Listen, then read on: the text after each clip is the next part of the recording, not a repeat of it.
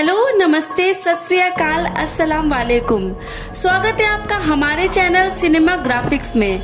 और आज मैं एक और नई मूवी लेकर आई हूँ जिसका नाम है द रूइंस। ये मूवी हमारे एक सब्सक्राइबर जिशान अली ने सजेस्ट किया है, जिसको आज हम एक्सप्लेन करेंगे। ये movie super natural horror movie है जो कि सन 2008 में रिलीज हुई थी और जिसको डायरेक्ट कार्टिस स्मिथ ने किया है। 2006 में स्कॉट स्मिथ द्वारा एक नॉवल लिखी गई थी जिसका नाम था द रूइंस और ये मूवी उसी पे बेस्ड है। और अब इसकी कुछ रेटिंग्स जान लेते हैं। IMDb पे 5.8 आउट ऑफ 10 है, रोटेन टोमेटो पर 48% फ्रेश है और मेटाक्रिटिक स्कोर इसकी 44 आउट ऑफ 100 है। तो आइए चलते हैं इस मूवी की एक्सप्लेनेशन की तरफ।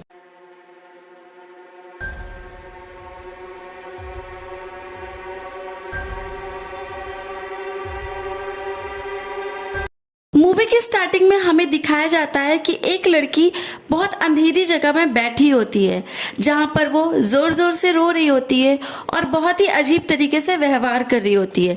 हमें कुछ देर बाद दिखाया जाता है कि उस लड़की को कोई घसीट लेता है और वो वहां से गायब हो जाती है। अब हमारी इस मूवी का सीन शिफ्ट होता है जहां पर हम 4 टूरिस्ट को देखते हैं जो कि एक अमेरिकन टूरिस्ट होते हैं और अपनी वेकेशन के लिए मैक्सिको आए होते हैं।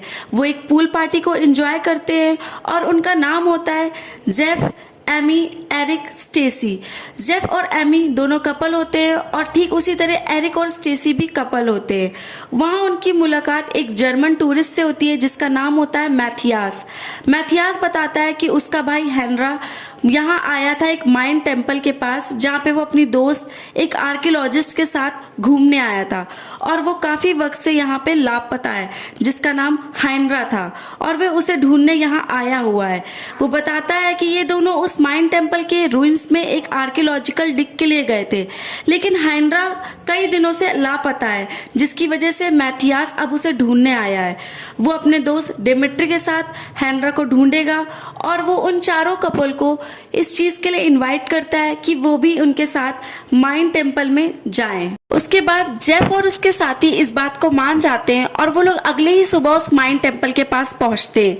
जब वो माइन टेम्पल के पास पहुंचते हैं तो वहां देखते हैं कि कुछ माइन विलेजर्स आते हैं जिनके हाथ में गन और बो होता है।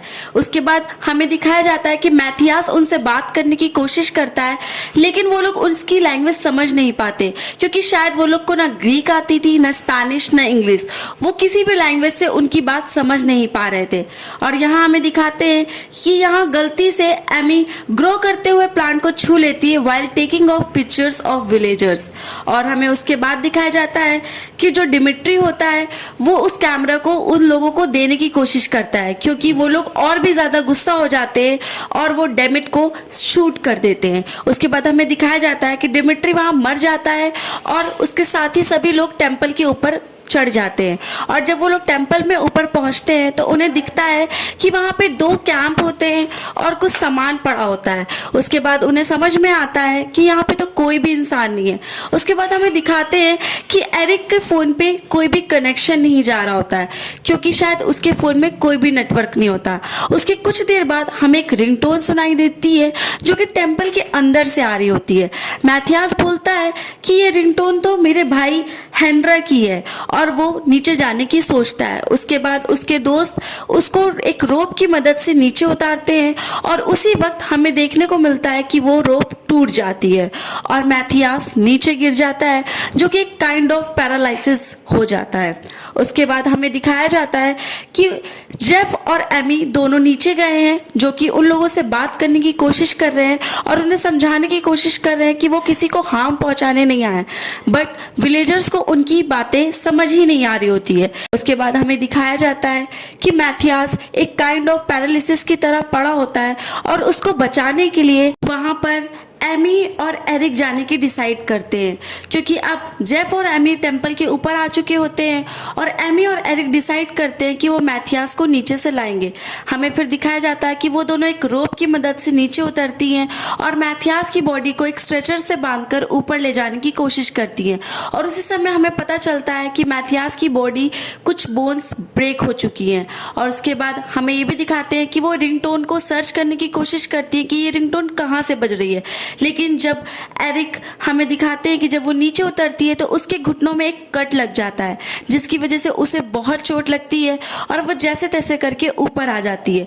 उसकी अगली सुबह हमें दिखाया जाता है कि एरिक की बॉडी से जहाँ पे वुंड्स था वहाँ पे एक प्लांट ग्रो करने लगता है, जिसकी वजह से उसे बहुत पेन होता है। और हमें ये भी दिखाते हैं कि मैथियास के दोनों पैर एक प्लांट से बंधे हुए हैं और उसे एक काइंड ऑफ खा रहे हैं। जेफ और उसके दोस्त मैथियास के पैर से वो प्लांट हटाने में सक्सेस नहीं हो पाते हैं। उसके बाद हमें दिखाया जाता है कि फिर से रूइन से उनको एक रिंगटोन की आवाज़ आती है, जिसकी वजह से एरिक और एमी अब फिर दोनों डिसाइड करती है नीचे जाने के लिए। जब वो दोनों नीचे जाती हैं तो उन्हें केव्स के पास एक लाश दिखाई देती है, जो कि शायद उसी आर्कियोलॉजिस्ट की थी जो कि हैंड्रा के साथ आई थी, जो कि पूरे प्लांट से लिपटी हुई थी और एक काइंड ऑफ उसको पेन की तरह खाया गया हुआ था। उसके कुछ देर बाद उसको वहां पड़ा हुआ मोबाइल मिलता है जो कि उस आर्कियोलॉजिस्ट का था, और वो पूरी तरह से वो फोन टूटा हुआ था।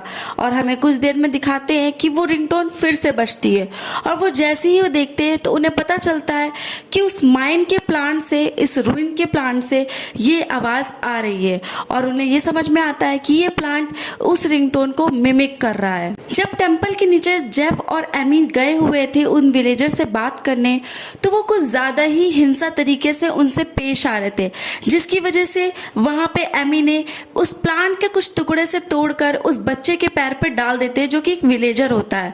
और हमें दिखाते हैं कि विलेजर्स बहुत डर जाते हैं जैसे ही उस बच्चे के पास वो प्लांट आके गिरता है, और वहां की विलेजर्स उस बच्चे को शूट करके वहीं मार देते हैं।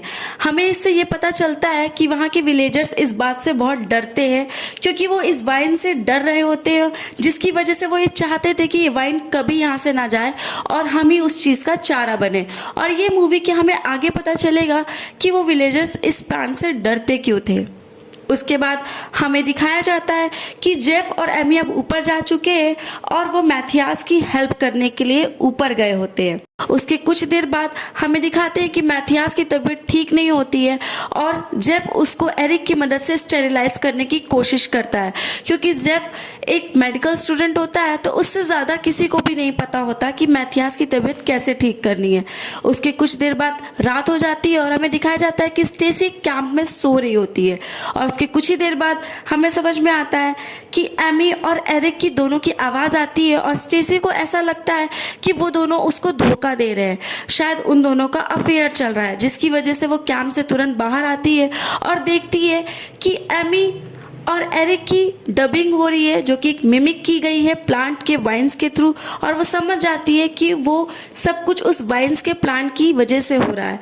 और हमें यहाँ पता चलता है कि वो प्लांट एक साइकोलॉजी डिस्टर्ब भी कर सकता है। अगली सुबह स्टेसी के बैक में एक प्लांट का ग्रो हो रहा होता है, जिसकी वजह से सारे ग्रुप के लोग परेशान हो जाते हैं, और उसी वक्त एरिक उसके वुंड्स पे वहाँ पे अल्कोहल डाल के उसको स्टेरिलाइज करता है ताकि वो उस प्लांट को निकाल सके।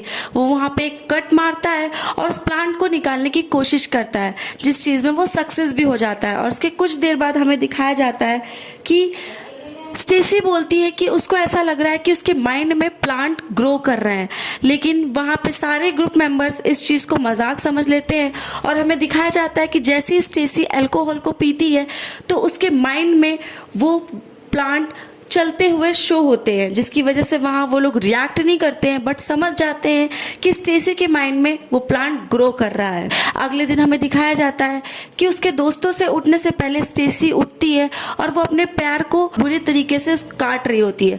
वो अपने उस वाइन्स को निकालने की वजह से पूरा शरीर को कट कर रही होती है, और जब उसे रोकने के लिए वहाँ जेफ आता है तो वो उसके पाम पे कट मार देती है।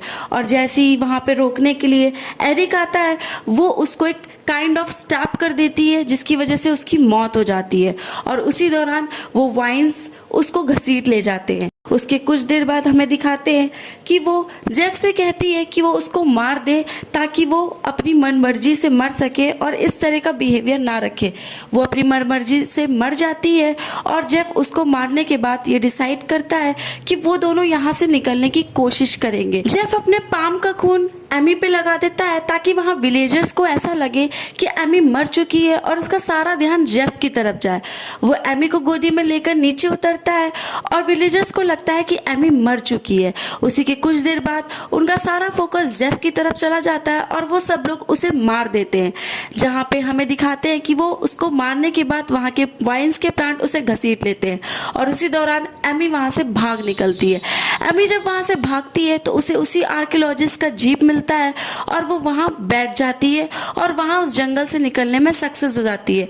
हमें उसी वक्त दिखाया जाता है कि एमी के आँख के नीचे वही प्लांट ग्रो कर रहे होते हैं। इससे हमें समझ में आता है कि जो विलेजर्स को डर था वही हो जाता है।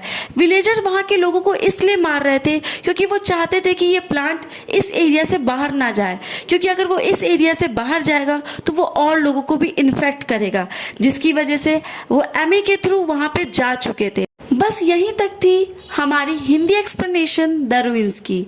और इस मूवी के लिए मैं थैंक यू जिशान अली को बोलूँगी जिन्होंने इस मूवी को सजेस्ट किया।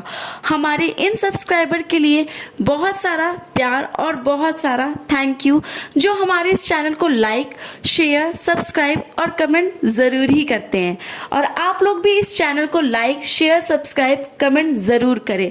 डिस्क्रिप्शन बॉक्स में हमारा इंस्टाग्राम लिंक है जिसको आप ज़रूर फॉलो करें और हमारे पेज को बहुत सारा प्यार दें, ताकि हम रोज एक नई हॉरर मूवी की एक्सप्लेनेशन लाए और आपके उसी तरह अंदाज से एंटरटेनमेंट करें। तो प्लीज़ गाइस, प्लीज़ इस चैनल को सब्सक्राइब, लाइक, शेयर ज़रूर करना।